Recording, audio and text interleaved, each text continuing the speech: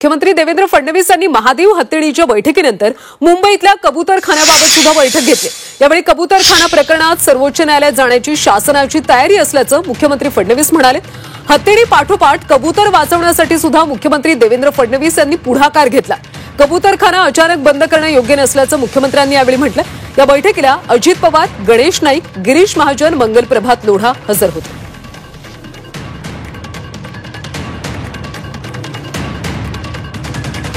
मुख्यमंत्र्यांनी बैठकीत काय म्हटलं सविस्तर पाहूया।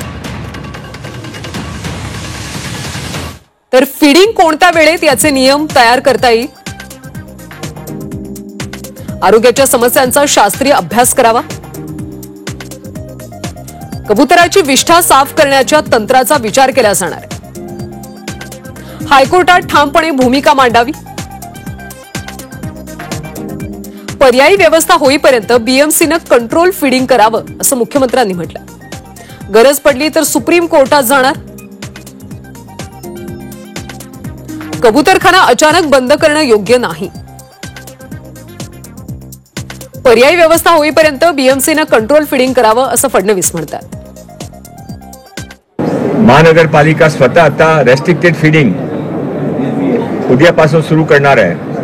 2 महानगरपालिका जोपर्यंत हासाठी काय निर्णय होत नाही तोपर्यंत तिथेच कबूतरखाना सुरू राहावे, कबूतरखाना मारू नये यासाठी हायकोर्टामध्ये प्रतिवेदन करणार आहे। 3 यामध्ये जे कमिटीच्या गठीत करायचं आहे, महाराष्ट्र महानगरपालिकाच्या ॲफिडेविटमध्ये लिहिला होता ते कमिटीच्या गठीत होणार आहे। 4 सर्वात इम्पॉर्टंट पाण्याची जे कट केला होता ते पाणी परत जोडणार आहे। जे आपण बंद केले होते कबूतरखाने वरतून ते काढणार आहे। या कबूतरखान्यांना योग्य पद्धतीने कसं पुनर्स्थापित करता येईल, कबूतर मरणार नाहीत यासाठीची व्यवस्था महानगरपालिकेने करावी। कोर्टामध्ये यातर्फे सरकारतर्फे भूमिका मांडली जाईल। राज्य शासनाच्या वतीनं आणि महापालिकेच्या वतीनं सुद्धा या कबुतरांची पर्यायी व्यवस्था मनुष्यवस्ती कमी असलेल्या जागेत किंवा मनुष्यवस्ती नसलेल्या जागेत करण्याचा प्रस्ताव विचाराधीन आहे।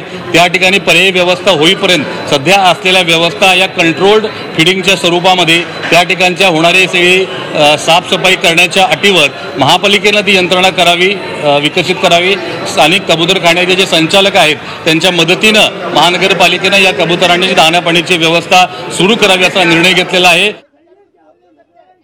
दोघांकडून भावना तीव्र आहेत। आता अनेक ठिकाणी आपण पाहत असतो की ह्या दोन्ही भावना तीव्र असतात कारण आपापले त्याच्यात एक्सपिरियन्स असतात। कोणाला श्वासाचा त्रास होतो, कोणी घसरून पडलं असतं, ते जे काही दाणे टाकले असतात, खाणं टाकलं असतं त्याच्यावरनं, तर त्यांची भावना एकत्र सगळ्यांना घेऊन बसून मला वाटतं पुढे चर्चा होऊ शकते। पण पालकमंत्री ट्विटरवर पत्र लिहितात ह्याच्यापेक्षा हास्यास्पद गोष्ट मी पाहिली नाहीये।